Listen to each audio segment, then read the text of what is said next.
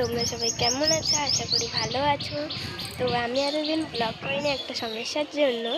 তো যাই হোক না কেন, আমি চলে এসেছি আজকে দাদু বাড়ি। তো চলো তোমাদের সাথে ওখানে আমি কী কোন জায়গা ঘুরছি, তো চলো তোমাদের সাথে শেয়ার করি। তো এই দেখো, আমি কিন্তু এখন আছি আমার দাদু বাড়ির ছাদে।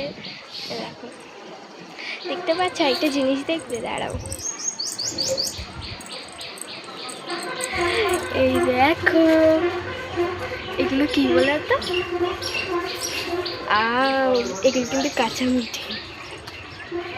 এরকম অনেক হয়ে আছে কিন্তু এই গাছটা, এই দেখো প্রচুর পরিমাণে হয়েছে। দেখো